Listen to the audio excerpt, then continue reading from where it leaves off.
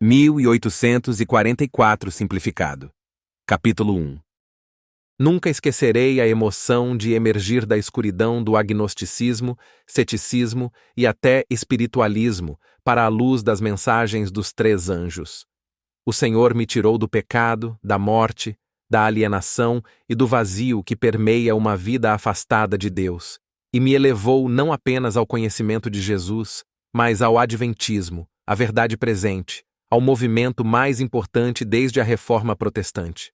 No entanto, nem tudo estava bem em Sião. Eu me juntei ao adventismo em meio a rumores, boatos e rebeliões. Embora, em minha inocência recém-nascida, a maioria disso tenha passado despercebido por mim. Alheio, eu era um bebê sorridente, inconsciente das amargas lições da vida. Eu era adventista há 3 meses quando um amigo me falou sobre um professor adventista no Oeste que negava o juízo investigativo de 1844. Quem se importa? Eu respondi. Eu tinha visto os gráficos, tinha lido sobre 1844 e acreditava nisso porque Ellen White acreditava e eu acreditava no que ela acreditava.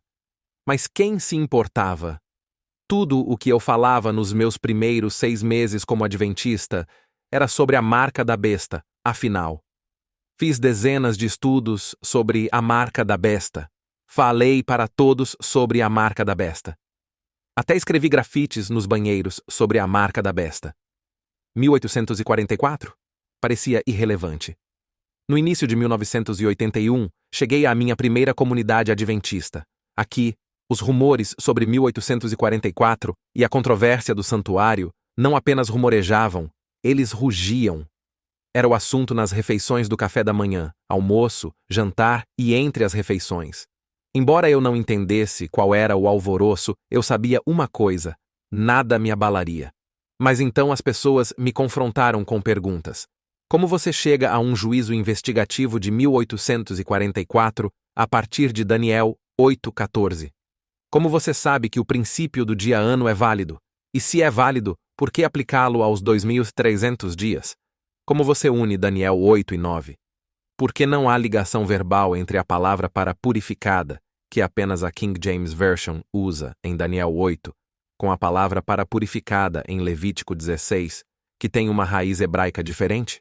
Como você sabe que as 2.300 tardes e manhãs de Daniel 8 não são 1.150 dias?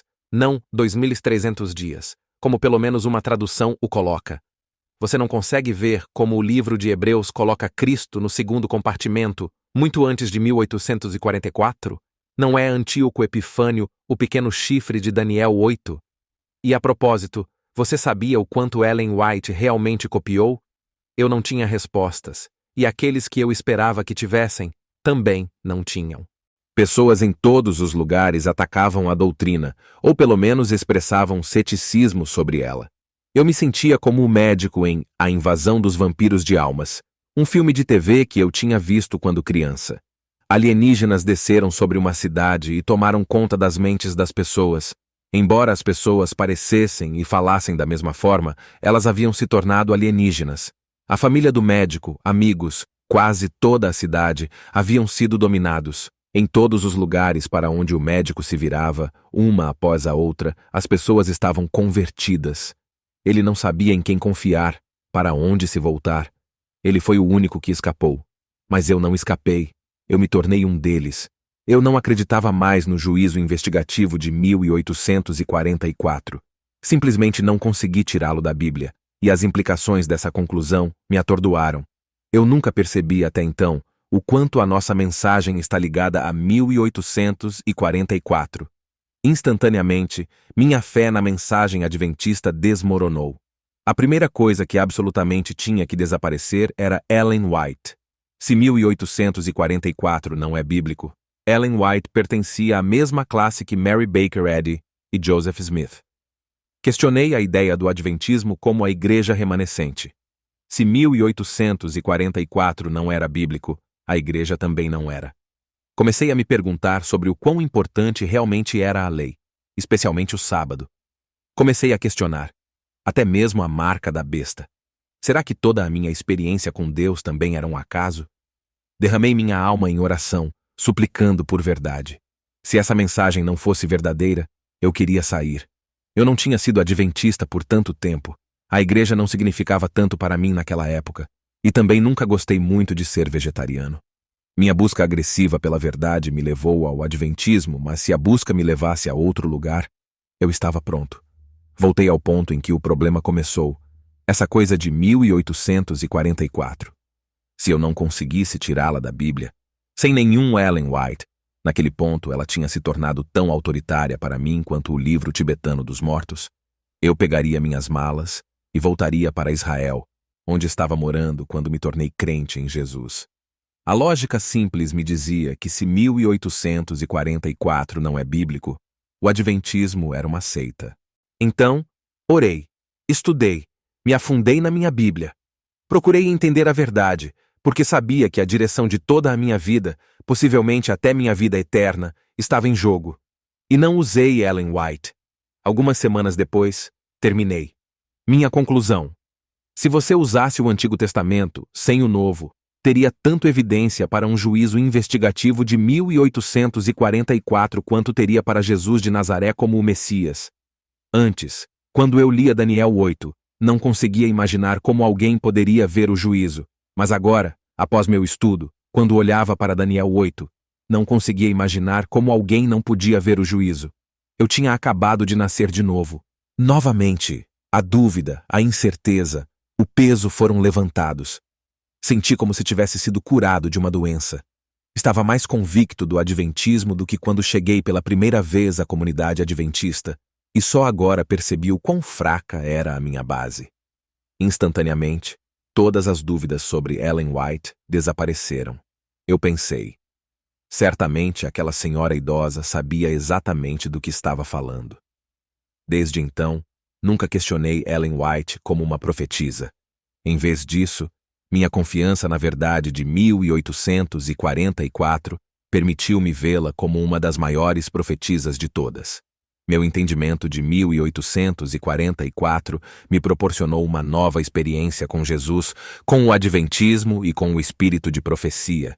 Uma vez que vi o quão bíblico era 1844, soube que esta igreja era tudo o que afirmava ser. E todas as dúvidas sobre a lei, o sábado, tudo, foram obliteradas. Apesar das apostasias, apesar do nosso mal-estar laodiceano, apesar dos escândalos, apesar de qualquer coisa que aconteça dentro da própria igreja, o ensinamento de 1844 prova além de qualquer dúvida que a Igreja Adventista do Sétimo Dia é a igreja remanescente da profecia bíblica e nossa mensagem é a verdade presente. O juízo de 1844, mais do que o estado dos mortos, o sábado, a segunda vinda, estabelece a validade do adventismo. Todas as outras doutrinas são aceitas por outras pessoas, mas os adventistas são os únicos que possuem a verdade do juízo investigativo de 1844. Até que você veja a verdade de 1844, percebendo que os adventistas são os únicos que a ensinam, você nunca entenderá completamente o nosso chamado, nosso propósito ou nossa missão. Fui forçado a aprender a mensagem, ou deixá-la.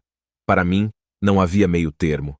E quão grato eu sou pelo mesmo Deus que me tirou de nem mesmo acreditar em Deus para acreditar em Deus, que me tirou de todas as religiões mundiais para o cristianismo e de todas as denominações dentro do cristianismo para o adventismo.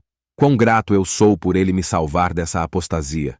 No entanto, logo notei que quase todo adventista que conheci, jovem ou velho, convertidos ou membros vitalícios, homem ou mulher, branco ou negro, no leste ou no oeste, liberal ou conservador, quase nenhum podia tirar 1844 da Bíblia, e a maioria também não se importava. Eles não achavam isso importante. Já estive na frente de igrejas com 300 pessoas e perguntei: quantos de vocês aqui poderiam dar um estudo bíblico a alguém sobre 1844 e o juízo investigativo sem usar Ellen White? Vez após vez, talvez 2 ou 3 mãos se levantassem. A maioria do adventismo americano não conseguiria dar um estudo inteligente sobre essa doutrina, mesmo que seu destino eterno dependesse disso. É provável que você que está lendo este livro não consiga dar um estudo sobre 1844 ou dar respostas claras a ou e argumentos levantados contra ele. Provavelmente você não ouviu um sermão sobre isso ou leu a respeito há anos. Você pode ser convertido.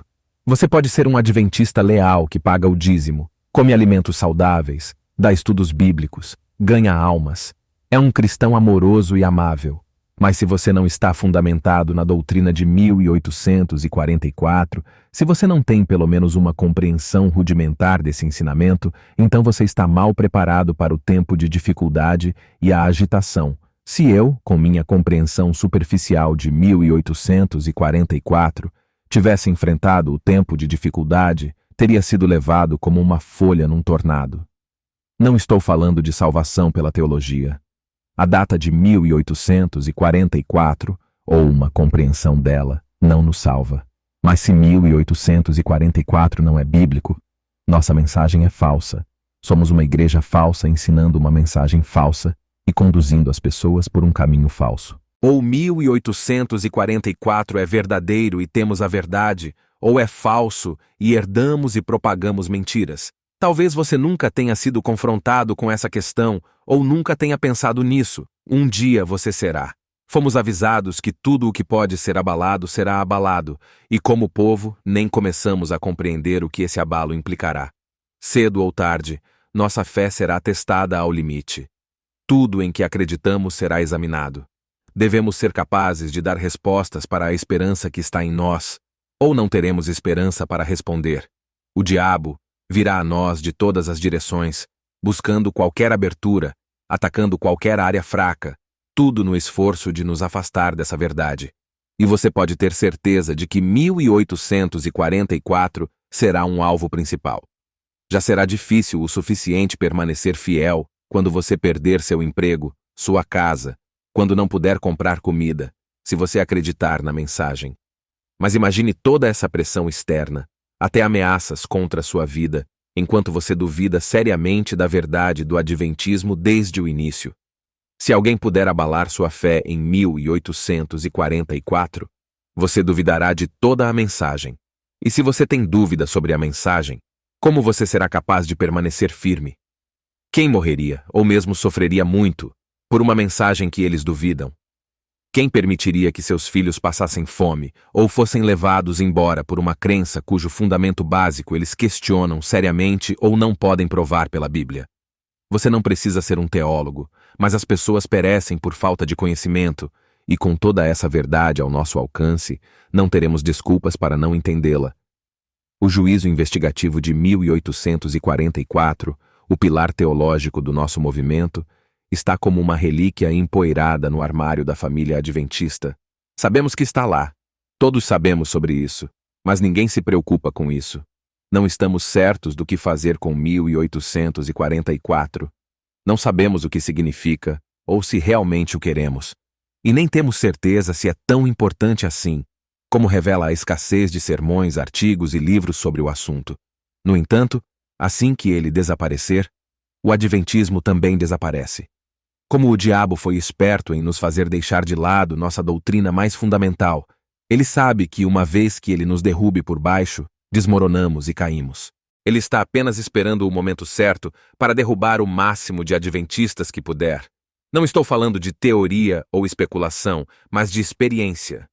Sei o que acontecerá com aqueles que não estão fundamentados nessa mensagem, porque aconteceu comigo, sob circunstâncias que eram pateticamente fáceis em comparação com o que a igreja enfrentará em breve.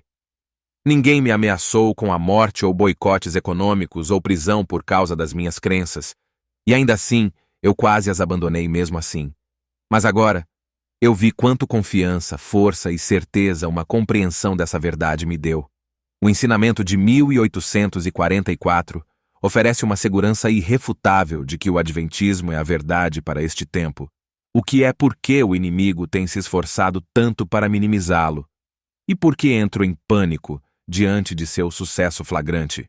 Em 1986, fiz uma série de fitas para o Ministério Cassete americano intitulada 1844 Simplificado. Usei pesquisas dos melhores teólogos do adventismo, homens que fizeram picadinho da maioria, se não de todos, os argumentos contra 1844. No entanto, a maioria dos adventistas nunca ouviu falar de seus trabalhos ou de seus livros, muito menos os leu. Além disso, o material é profundo e teológico, e muitos de nós prefeririam sentar na frente da TV do que estudar nossa mensagem. Peguei o material deles, principalmente dos volumes 1, 2 e 3 da série do Comitê de Daniel e Apocalipse, simplifiquei-o e dei seminários em igrejas e acampamentos. Este livro é baseado nessas fitas. Ele foi escrito para apresentar a doutrina do juízo investigativo de 1844 da maneira mais simples e clara possível, acreditando que uma compreensão dessa doutrina é crucial não apenas para entender o adventismo, mas crucial para que nosso povo esteja preparado para enfrentar a crise que se aproxima. O livro está dividido em 3 seções. A primeira é o estudo de como obter a data da Bíblia. A segunda responde muitos dos argumentos usados contra o juízo investigativo. A terceira seção responde à pergunta: o que o juízo investigativo realmente significa? Uma última observação: eu não uso Ellen White. Alguns argumentam que Ellen White não era uma teóloga e, portanto, não é boa para a teologia. Suponho que, no sentido clássico da palavra, ela não era uma teóloga, ela era uma profetisa, e eu preferiria a palavra de uma profetisa a qualquer teólogo, a qualquer momento. No entanto, não devemos basear nossa compreensão de 1844 nela. Não use Ellen White para se fundamentar na Bíblia. Se você se fundamentar na Bíblia, se firmará em Ellen White. Baseie 1844 na Bíblia, e você ficará inabalável com Ellen White. Use-a como base para 1844, e ambos desmoronarão. Eu sei.